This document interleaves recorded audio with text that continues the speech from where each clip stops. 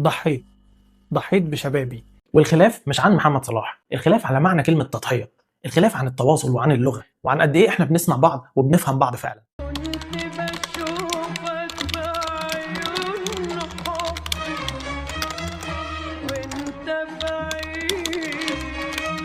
ده كان كلام محمد صلاح، واللي بعدها الناس انقسمت ما بين اللي شايف ان دي تضحية واللي شايفها العكس تماما وما ينفعش نعتبرها تضحية.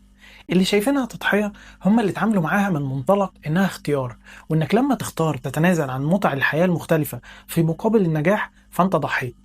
اما بالنسبة لصلاح نفسه، فصلاح كشخص ناجح هو قادر يعي ان اي نجاح وصل له هو حصيلة تراكم الاختيارات اليومية اللي اختارها زمان، واللي تزامنت مع انه كان في عز شبابه، وانه لما يختار بشكل يومي الاختيارات اللي تخلي شغله اولوية على حساب باقي نواحي الحياة، فان دي كده تصنف تضحية، وتضحية بشبابه.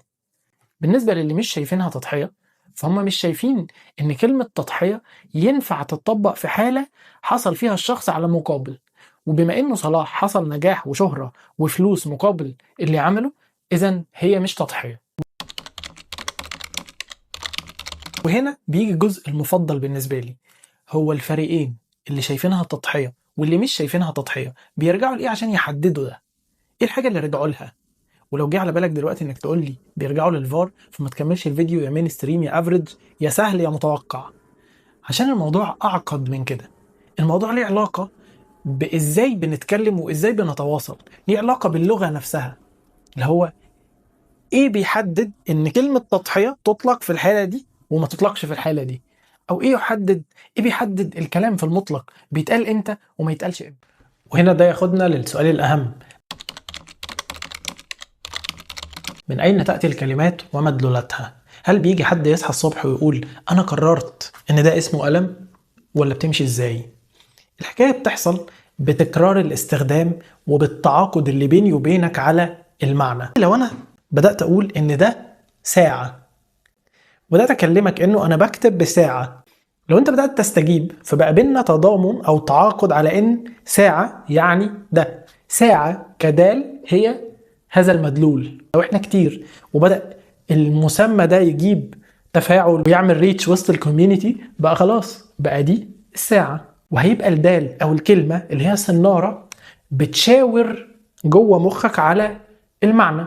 فلما اقول ساعة مخك هيستدعي صورة ساعة. طيب المصطلحات او المعاني الكبيرة بتتكون ازاي؟ الحاجات المعقدة بتتكون بنفس الشكل، اللي هو لو انت في سياق معين في فعل معين او مشهد معين حصل وانا وصفته بان ده تضحية، مخك بيعمل ايه؟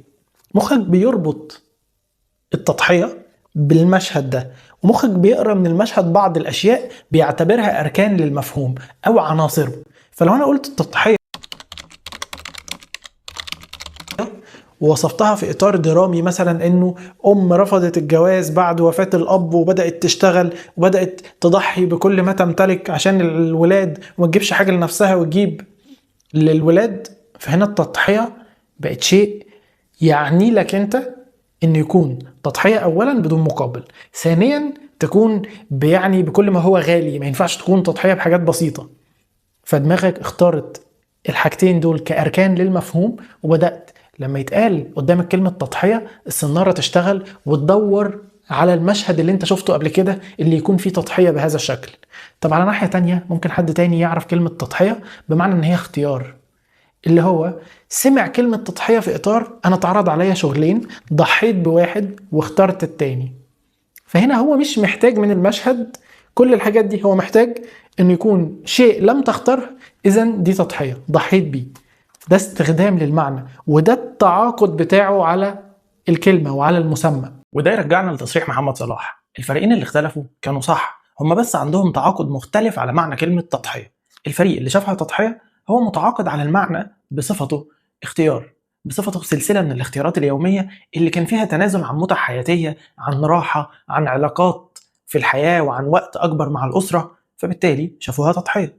الفريق التاني لما بيقول كلمة تضحية هو بيستدعي التضحية اللي بدون مقابل، بذل شيء غالي جدا في سبيل الآخرين، وبناء عليه ما شافش إن دي تضحية. عشان كده الخلافات مش بالضرورة بتكون عن الحدث نفسه أو عن الواقع اللي بنتكلم عنها، ساعات كتير بتكون خلافات راجعة لينا إحنا ولذواتنا. طيب هل تتطابق المعاني؟ هل لما بنقول كلمة ويسمعها شخصين أو أكتر بيوصل لهم نفس المعنى بالظبط لحد التطابق؟ الحقيقة إنه لأ، ويمكن ده مستحيل، لأنه كل شخص عنده جزء شخصي في الكلام، كل شخص عنده ميزانه اللي بيوزن بيه المفردات وبيقارنها وبيقارن بينها وبين بعضها، فبتوصف صورة مش بالضرورة نفس الصورة اللي جت عندك. واحنا لما بنتكلم فأنا بحاول أقول لك الشعور أو أقول الكلام بشكل بيجتهد عشان يرسم لك نفس الصورة اللي اتكونت عندي، بس هي في النهاية محاولة، الصور دي مستحيل تتطابق. السؤال التاني، هل بتتطور أو بتتغير الكلمات ومدلولاتها؟ الحقيقة أنه طبعا نعم. ليه؟ لأنه زي ما قلنا الكلمات هي تعاقد، أنا وإنت متفقين على إن لما أقول قلم فأنا أقصد ده، أو لما أقول ساعة أقصد دي، أيا كان. لو أنا وإنت غيرنا التعاقد ده وبدأت أقول كلمة ساعة وأقصد ساعة، فانت هتستجيب. لو انت استجبت فانت اتفقت معايا على ان كلمة ساعة هي دي، فمع الوقت بقت دي الساعة. دي عملية متغيرة وبتستجيب للعصر وللسياق وللظروف اللي عايشين فيها. فمثلا لو قلت لك كلمة متعلم وانا كنت بقولها زمان جدا بوصف بيها شخص، فغالبا انا اقصد ان هو تلقى اي نوع من التعليم، ليكن تتلمذ على ايد شيخ من الشيوخ وقعد فهم معاه بعض الحاجات عن الحياة. ممكن مع الوقت بقت متعلم، الشخص ده متعلم معناه انه تلقى تعليم جيد، والتعليم ده يعني على الأقل لحد الجامعة. فالكلمة مدلولها بيختلف بحسب السياق، كأنها سنارة بدل ما بتصطاد الشيء ده بقت تصطاد حاجة تانية. وده يخلينا نقف عند السؤال الأهم بالنسبة لي، هو إيه بيحصل لما بنتواصل؟ لما بنقعد ونتكلم ونحكي لبعض أو نتشارك الحياة بشكل عام، اللي بيوصلك هو اللي اتقال بالظبط؟ بيوصلك نفس المعنى بنسبة قد إيه؟ بنسبة 100%؟ الحقيقة إنه لأ. يعني لو افترضنا إنك مركز من أول الحوار لآخره، وافترضنا إنك هتحتفظ بكل اللي سمعته مش بجزء منه، والافتراضين صعب جدا إنهم يحصلوا في الحقيقة، فاللي هيوصلك مش هيتعدى 60% من اللي اتقال. لأن اللي بيوصلك مش الكلام بالظبط اللي أنت سمعته، اللي بيوصلك هو ترجمتك الفورية للي أنت سمعته، تصوراتك عن القصد من اللي أنت سمعته. ويمكن بعد الكلام ده كله ما يبقاش السؤال عن صلاح وهل ضحى ولا لا، يبقى السؤال هو احنا كام مرة قعدنا مع حد وحسينا ان احنا اتفهمنا اصلا، او اتفهمنا بس اتفهمنا غلط، وكام مرة احنا نفسنا اتسرعنا في فهم الامور، فهمنا حاجة وبعدين اكتشفنا ان اللي كان وصلنا كان غلط. والتواصل هنا هو الموضوع الاهم، عشان كل انسان بيحتاج يتشاف، بيحتاج يتفهم، بيحتاج يقعد مع اللي حواليه ويكون شايفهم وشايفينه فعلا، مش شايفين تصوراتنا عن بعض او استنتاجاتنا الغلط عن بعض. ولو عايز تعرف رأيي انا الشخصي فهل هي تضحية ولا لا، فالحقيقة ان الموضوع مش فارق بالنسبة لي، مش فارق لي المسمى قد ما فارق لي ان صلاح كان واعي انه عشان يوصل للنجاح اللي وصله كان محتاج يختار الطريق ده كل يوم، يختار الطريق ده مرة بانه ياكل اكل معين، مرة بانه يحافظ على شكل معين من التمرين، مرة بانه يهتم حتى براحته وانه ينام وما يخرجش، وان كل الاختيارات دي هي اللي بتكون المحصلة النهائية اللي بتوصل الشخص للنجاح اللي عايز يوصله.